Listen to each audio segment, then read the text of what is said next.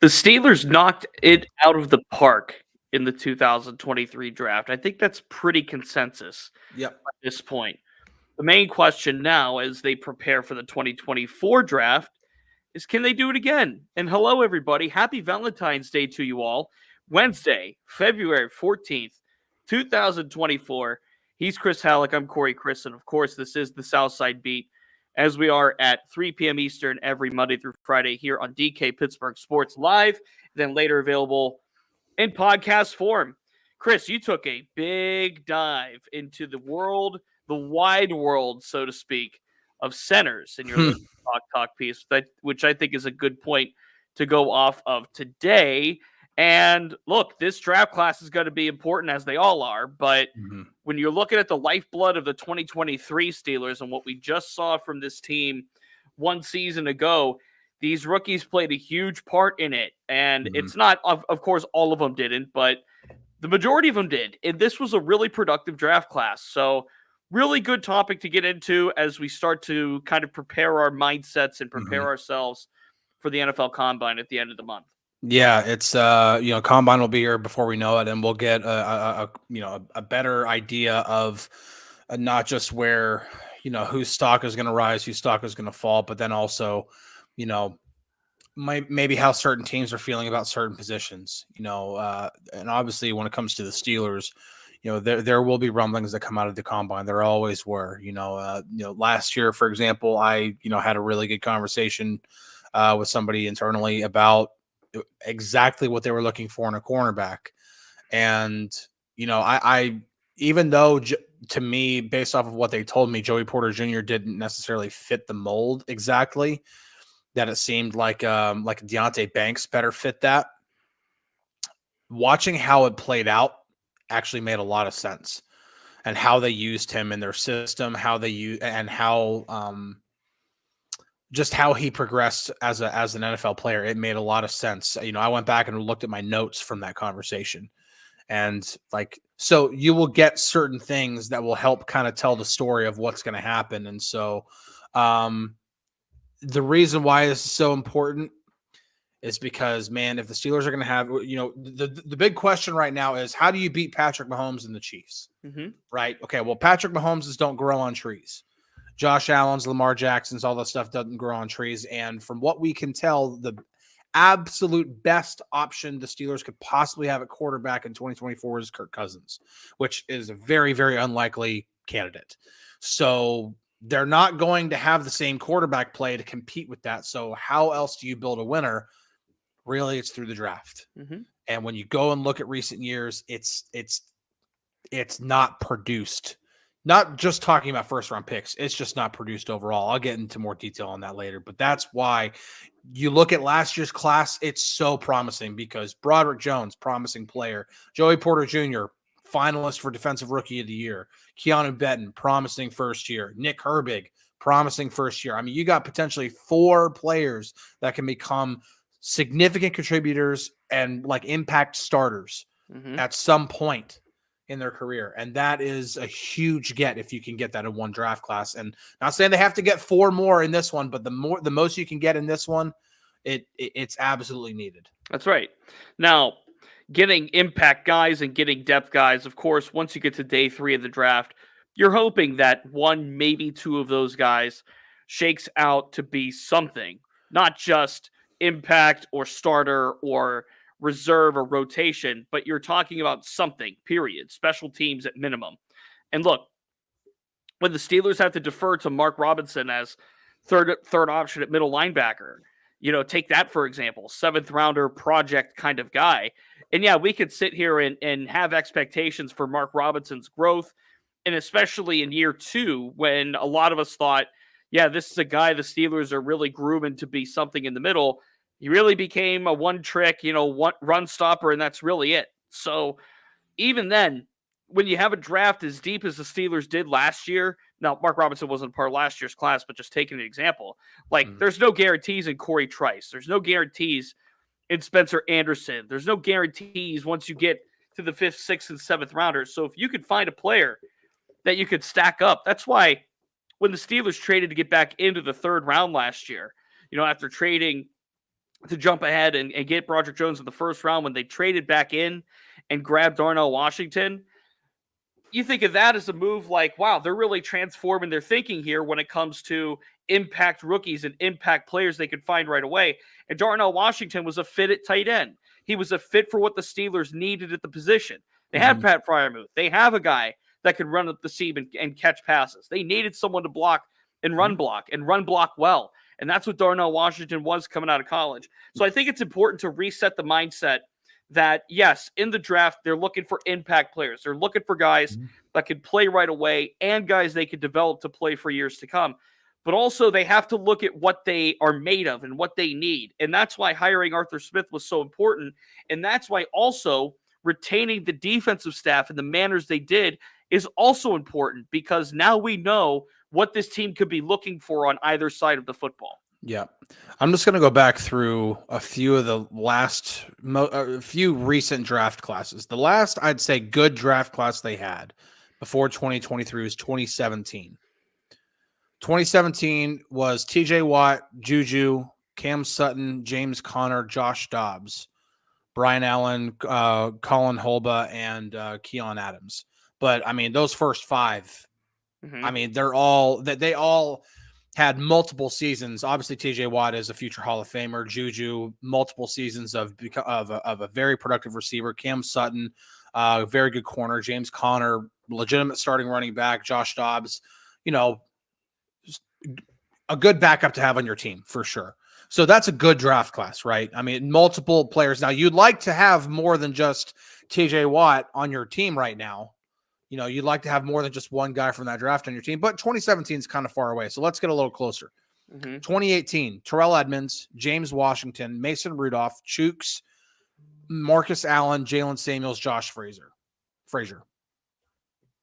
I mean, and if Mason Rudolph does not re-sign, that's nobody from that draft class on this roster right now. 2019, Devin Bush, Deontay Johnson, Justin Lane, Benny Snell, Zach Gentry, Sutton Smith, Isaiah Buggs, Ulysses Gilbert, and Derwin Gray. Deontay Johnson's the only guy left from 2019. 2020, Chase Claypool, Alex Highsmith, Anthony McFarland, Kevin Dotson, Antoine Brooks Jr., Carlos Davis. Alex Highsmith is the only guy left. So from those three draft classes, you have two players on your roster. Can't have that. No, you can't. That's not that it's that far away. I mean, Deontay Johnson is the guy who is most recently going to be, a free agent. The reason he's still with us because he signed a second contract. So you're talking about guys who you were going to come up on the choices of, okay, they're hitting their fourth year, or they're hitting if they're a first round pick, hitting their fifth year option, we have to make decisions and stuff like that. Two guys from three draft classes are still not on the team. And even if you go back to 2021, Najee and Pat, okay, Kendrick Green, Dan Moore, Buddy Johnson, Isaiah Loudermill, Quincy Roche, Trey Norwood, Presley Harvin. That's not amazing. That's 2021. I mean, these are some. This is why when we talk about drafting for need versus drafting best player available, you could probably go back through and look at, you could see they're reaching for that position. This is why you go best player available. Receiver might not be the pick that makes the most amount of sense at number 20, but if for whatever reason a superstar receiver is sitting there at 20, it's best player available. You got to get back to that mentality. I saw more of that last year, a good mix of best player available versus addressing need. Sometimes those things can coincide, can be married together. It's got to happen. Best player available is going to happen. Yeah. And look, there's mock drafts out there that think that the Steelers could go quarterback in the first round. I've seen the Bo Nix. Yeah. I saw the other one with Michael Penix Jr. No, thank you on either one at 20. Sorry. Nope, I agree. But again, that beckons the question of how badly do the Steelers need a quarterback? Well, they need one. Yep. But also, are any of those guys better than Kenny Pickett, or are any of those guys worth taking that you could build a Super Bowl winner out of? Likely no. At this stage, likely no. And if you're not getting one of the top ones, you're kind of in a realm where you have to develop, you have to scout really well. And I don't think it would behoove the Steelers to take a quarterback at 20 when there are other larger needs out there to address. And Matt brings it up here. Do they address it in free agency or the draft? They do it in both. There's right times to do it in the draft. It's called day 2 or day 3. You don't take a quarterback in day 1 when you're in the position that the Steelers are in, when they need more than just that. I think if I had my GM hat on, I'm looking at like the Spencer Rattler, the Michael Pratt, guys in those tiers of quarterback that you could take, you could put on the bench, you can have as your, inactive third quarterback on Sundays, and you have a guy that's there to develop. Mm-hmm. I think a developmental prospect makes the most sense, not somebody at 20 where they need offensive tackle and they need interior defensive line and they need center and they need inside linebacker and they need cornerback and they need safety. The quarterback to me at 20 would be a huge miss.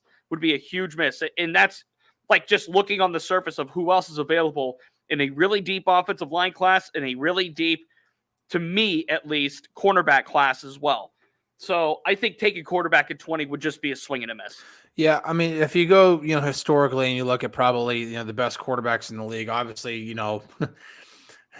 it's ironic because, the greatest of, the GOAT, Tom Brady was taken in the 6th round. So, there are obviously exceptions to the rule, and not every quarterback that's taken in the top 3 or top 5 turns into a superstar. I mean, how many people thought Jamarcus Russell was going to be at least a decent or average quarterback, and man alive, he's arguably the worst bust in draft history. There are no guarantees in the draft, and that's just as it's the same situation whether you're picking in the top 5 or you're picking 20.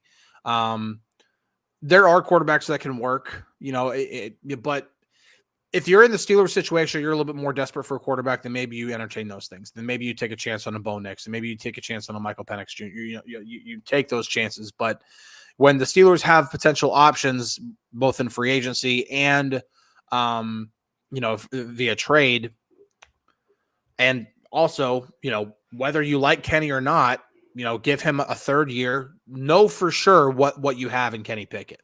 Because at the end of the 24 season, you're going to have to make a decision on this 5th-year option anyway. That's about the time that you should start to make to take stock in, okay, is this player a guy who we can build around? Is this a guy who we can, consider to be a core of our team? Steelers are making that decision right now with Najee because they have to make a decision on his 5th-year option. To me, that's the biggest slam dunk of the offseason. 3,000-yard seasons in his first 3 seasons. Yeah. That's and going into an offensive system that is going to absolutely fit Najee to a T. Yeah, absolutely. Like that's a slam dunk to me. Kenny Pickett, it's not a slam dunk right now. Really do need answers out of him. If that means you have to sacrifice another season to get an answer at quarterback, then maybe you have to do that. But they do need to kind of figure out what they have with Kenny. But then again, if certain scenarios play out where you have an opportunity to upgrade the position with a guy that you can build around, I mean, why not? Here's where people are going to disagree with what you're saying, Chris, and I don't necessarily subscribe to this, but like the goal is to win, right? You got to find ways to win. You have to try to win in this NFL. And taking a season to find out whether Kenny Pickett is the quarterback or not might be considered another waste. Here's what I'll say. Good. Here's what I'll say as a rebuttal to that. They had to take 2023 to find out if Kenny Pickett was their guy or not. And they didn't do that. I don't think they did that as well as they could have or as well as they should have, or in some cases at all. Because when Kenny was healthy enough to play, they played Mason Rudolph. I understand why they played Mason Rudolph, why Mike Tomlin played Mason Rudolph, why Mason Rudolph started the final few games of the season and in the postseason. I understand why all of that happened. But at the end of the day, you use a first-round pick on Kenny Pickett. Anytime you have a first-round investment on a quarterback and he's on a rookie contract, you have to be damn sure that one way or another, he is the guy or he isn't. The fact that we're in year 4 of the Kenny Pickett experience or going into it, and they're telling us, this isn't us speculating, this is them telling us that they want competition for that guy. Mm-hmm. That doesn't scream confidence in Kenny Pickett to me. That screams they're going to give Kenny Pickett an opportunity, which is fine, which is at minimum what Kenny Pickett should have. But it doesn't scream an endorsement for Kenny Pickett to me. And if there's conversation about bringing Mason Rudolph back, and there's conversation about trading for whoever, and there's conversation about drafting, those are all indicators that there's not a total confidence in Kenny Pickett. And they're saying that they want to compete. There's not a total level of confidence in Kenny Pickett. They had to discover, and this is my opinion, they had to discover that in 2023. They did not. And they took 17 games. They took rather about 14 games, if you want to be technical, about 14 games and some change of Kenny Pickett to get nowhere on it. And now this is the position they're in, where we're sitting here talking about, do they draft a quarterback first round? Do they trade to get Fields or Cousins or whoever? Do they sign Tannehill? Will Mason re-sign? The fact that we're sitting here talking about whether Mason Rudolph is re-signing or not was never in the cards 1 year ago today. Yeah. It was an afterthought in a way. And now we're in a legitimate case of conversation with that because of the lack of total confidence in Kenny Pickett as of this moment. Yeah. Spice Creations brings up a good point here. The reason why, there was no confidence in Kenny is because he didn't give them a reason. The one of the number one things that I see in terms of the pro Kenny crowd, or two things, is, well, he's won a lot of games, or he's won games, and then he doesn't turn the ball over. It's like, okay, that's nice, but not turning the ball over is not how you win in the NFL. You got to be able to score points. Sure. Now, you can't just, throw caution to the wind and, just let it all hang out there and hope that, you score enough points without turning the ball over too much. You have to be shrewdly aggressive. But we haven't seen that from Kenny. The only time we really saw that from Kenny was, after Matt Canada was fired. And that's the game that everybody points to. Well, look what Kenny did, first game. Well, okay, well, look at the first half of the Arizona game. Yeah. It was kind of more back to, there's not really some nice throws here and there, some nice plays here and there, but it was more of the kind of the same. I remember one specific play. He had a wide open check down to Najee. He went through his progressions, and then he just decided to just run to the left. I mean, wide open Najee as a check down. Check down should be the first thing that comes to your mind before you decide to take off. And that just didn't happen. And see, Darren brings up, Pickett didn't play and stay with his O-line. Mason did. And that's a big reason. That's something that Kenny will have to learn. Yeah. And it's one of those things that he didn't show any progress with in 2 seasons, 25, 26 games, however many games he's played. But, it's there is a reason, when Kenny has this offense, again, we talk about, it's the post-Canada, but again, that's not like it was Eddie Faulkner's and Mike Sullivan's playbook. When we talk about Kenny, Mason came in and they put up points immediately. Yeah. I mean, they did it on the road in Seattle. They played well against the Baltimore defense, in a monsoon that still had a lot of their starters in there. And, they didn't get embarrassed in the playoffs. Now they were down 21-0, but they made it a 1-score game in the fourth quarter. So Mason Rudolph is, and listen, everybody who's talking about Mason Rudolph, holy crap, man, the Steelers want him back. And I saw somebody ask the question, Brent asks if Mason signs, do you think he'll get a fair shot?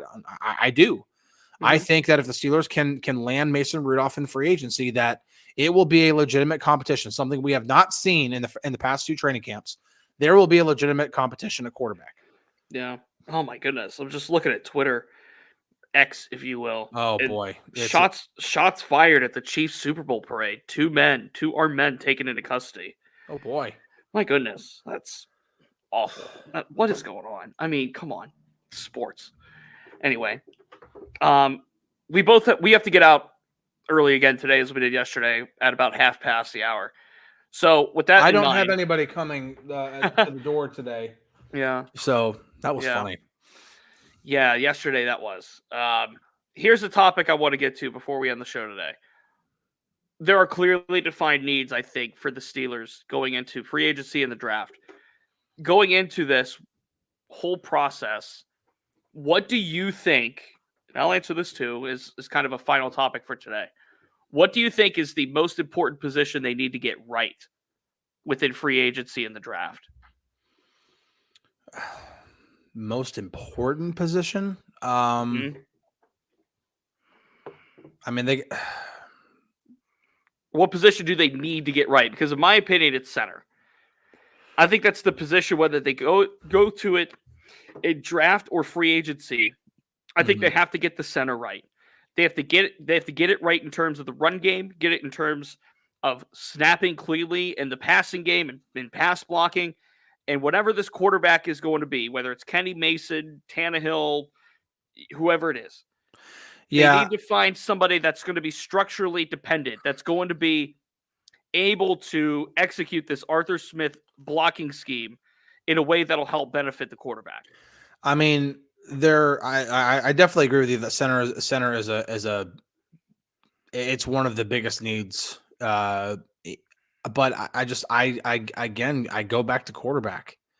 Sure. I just do, just because, like, whether it's whatever you see in Kenny, the conversations that he has with Arthur Smith or anybody else, Tom Arth, the new quarterbacks coach, whatever the conversations are like, if the Steelers go into 2024 and Kenny Pickett's your starter, they got to be dang sure that he is going to take a significant leap. Mm-hmm. If they re-sign Mason Rudolph and he comes in and he wins the QB1, they got to be dang sure that what we saw in 4 games was not just a nice little blip on the radar, that everybody can kind of remember fondly. It's got to be like, okay, this is what Mason Rudolph looks like with 6 years of NFL experience, and part of that playing, part of that holding a clipboard on the sideline, part of that spending it up in the box, not even wearing a uniform. And so whatever they decide, Kenny Pickett, Mason Rudolph, Justin Fields, Russell Wilson, Kirk Cousins, I'm just throwing all kinds of names out there. Whatever the choice is, they have to get this right. Yeah. They have to make sure that what we see from the quarterback position, and it's honestly what Art Rooney II has said, it is the most important thing. They have to get quality play out of the quarterback position. You're not going to be able to get, in this instance, you're not going to be able to get a guy who's going to be able to go toe-to-toe with Patrick Mahomes. But find a quarterback that can elevate the entire play of the offense, and then hope that also your defense can stay healthy enough and perform well enough to also be good on that side of the ball to give you a fighting chance whenever you play against the likes of Patrick Mahomes and Josh Allen and Joe Burrow and Lamar Jackson and all those guys. Yep. So that's well stated. I think it's pretty clear cut here, as BJ says. Quarterback, center, tackle, linebacker, quarterback. Pick whatever order. I think those are the 5 right there that the Steelers are looking at. They need to address. They need something on the defensive line too. They need some depth there. I mean, it's not a good draft class for defensive tackles. It's just not. So if they get somebody in the draft, unless it's like one of the absolute best ones, I wouldn't be too excited about it. It might be something that it's more of a project that you kind of turn into, like, hopefully he can turn into a contributing player. I mean, who knows? Like, maybe they get another Brett Kiesel that they take in the 7th round and he turns into a heck of a, player, not a Hall of Famer or anything like that, but a very, very solid player. That would be phenomenal. I think, there are a lot of holes to fill still. It's just part of it. It's just part of when you're not a roster that is, not everybody's the 49ers, right? I mean, not everybody's and so, yeah, there are a number of holes to fill. Thankfully, they're set at the skill positions on offense. They just got to beef up the trenches and then obviously figure out what the heck is going to go on at quarterback. Yeah, those are per reports here, and this is a mention from Chris in the chat. The 49ers fired defensive coordinator Steve Wilks. We did not talk about that much, but did find that interesting that happened. That broke like right when we started the show, or a couple minutes before, or a couple minutes after, rather. Found that kind of interesting that they fired their D coordinator after having a really good defense this year. Don't really have a reaction to it. I just think that's part of it. When you have a 10-point lead in the Super Bowl, you should probably keep it. So that's a big part of that. But Anyway, we have to get out early today. A couple obligations going on. We will be back. We will be back tomorrow. Can Wilkes punt? They got to get a punter too somewhere, somehow, some way. Maybe they draft 1 7th round. Who knows? Maybe they go back into the well. I mean, I was looking at punters at the Senior Bowl. Typically, punters, the good punters are typically drafted. Yeah. When was? I'm just going back. I'm curious. Fourth round was Brian Anger, whatever his name is. I'm trying to think. I'm going way back here, and when I say way back, I mean like more to my childhood. Hold on a second. All right, let's see what Chris has. This will be our final point of the day. I'm trying to find. I was seeing if he was even drafted. Who's that? Josh Miller. Was he even drafted? Doesn't ring a bell. That name he was a Pro Bowl punter for the Steelers back in the day. I can't remember. The highest drafted punter ever was Anger, 70th overall in 2012. Yeah. I don't think the Steelers are going to get one that early. No, and nor should they. There are a lot of other pressing needs. Josh Miller was not drafted. There you go. But he was a very good punter. All right. Happy Valentine's Day to you all. Enjoy your celebrations tonight, should you be celebrating. He's Chris. I'm Corey. We'll be back tomorrow, 3 p.m. Eastern. DK and Ramon coming up, 4 p.m. Eastern, 35 minutes. Have a good day, everybody. Cheers.